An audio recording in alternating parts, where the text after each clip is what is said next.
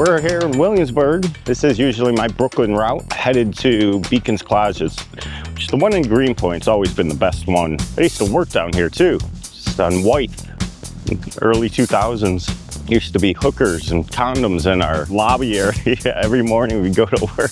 But those days are over. 20 years, look what a difference Williamsburg's become. Manhattan, depending on the location, you do have fairly well-to-do people, and you get more of a unpredictable selection in the stores that you're not going to get in Williamsburg. Beacons tends to have the best stuff. They take more risks in what they bring in. They take in a ton more vintage. Buffalo Exchange and Crossroads are a little meant more towards mainstream. Beacon's Closet's a local New York company, so they do things a little differently. And they usually have good music playing because their employees play the music.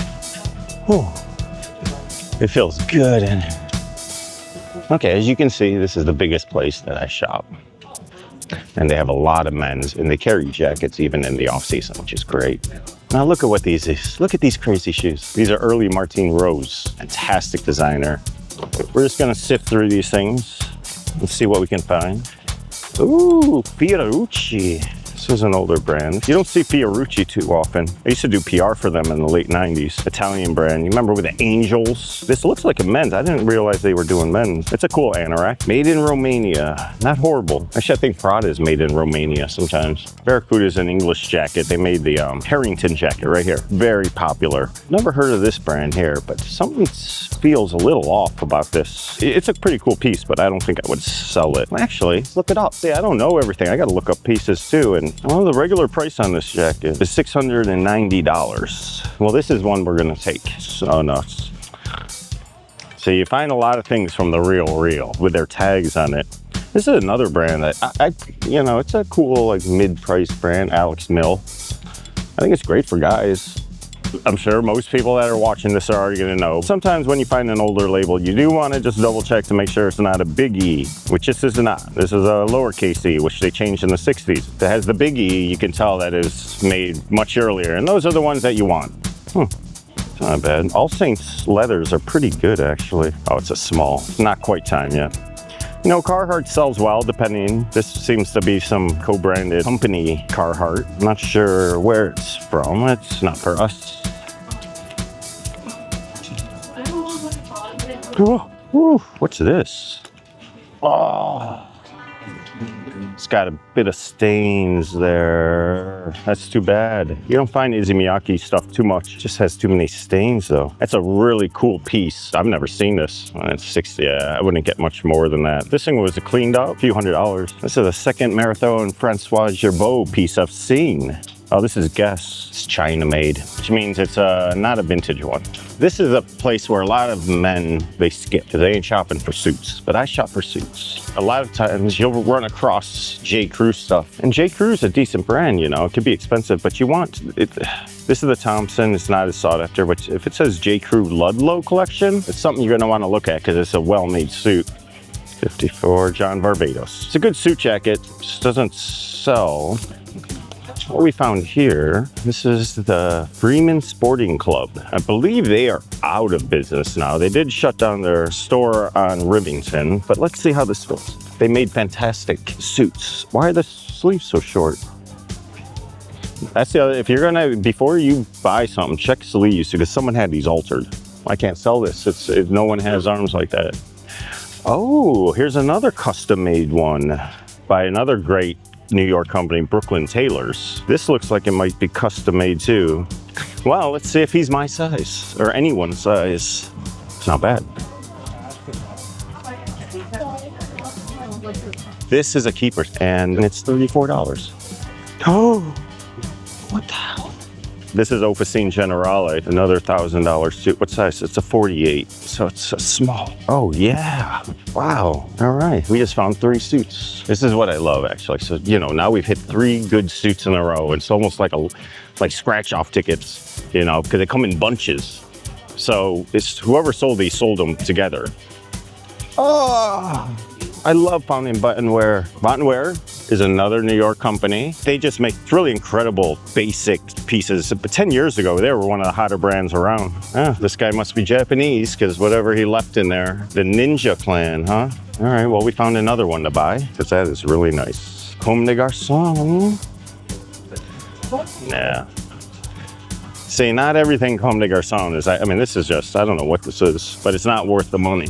Pants tend to be a little more difficult to sell. People want to try on pants a little more often. See, these are older, but they have a really cool fabric. You just got to see what kind of condition they're in. This is no good. I mean, you could fix it, but it's not going to be worth it. You know, these older pants have really interesting details. Obviously, this has no belt loops. This just has the fastener here. So it's got to fit fairly specific.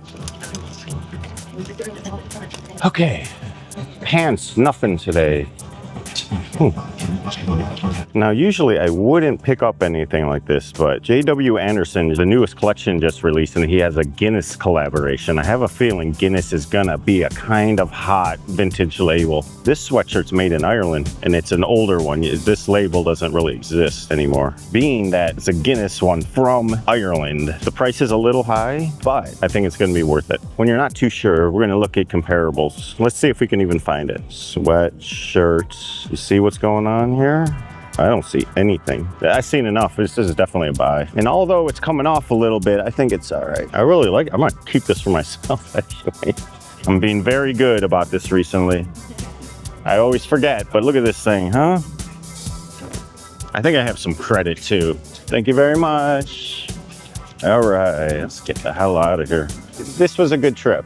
3 suits and a nice sweatshirt. If I could find that in every store we visited, it'd be great. Probably made $300 in just suits real quick, you know? And suits will come back. I promise you they will. I used to live right here. This was my front door. This was all boarded up. I mean, they didn't have any of these windows. It used to be my living room. And then behind the screen was my bedroom. 1999.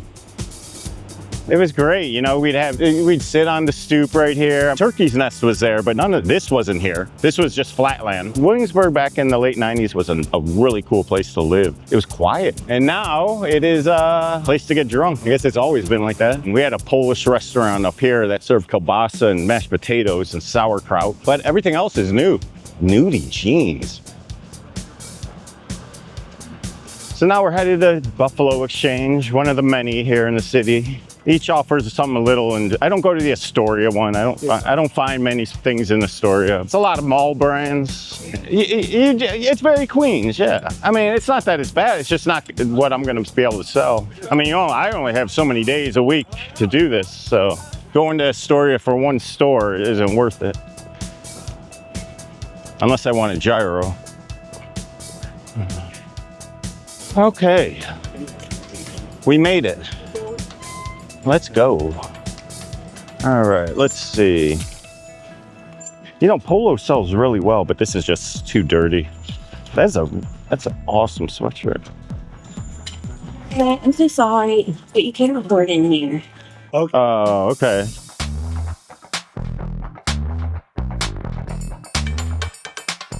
We're on North 6. I used to work just to the left of here on Wythe Avenue. I was working for 555 Sold. None of this was around. Hermes was definitely not. This is just insane. I mean, no one even thought about Hermes in Brooklyn. This street is almost unrecognizable. Are people really shopping at these stores?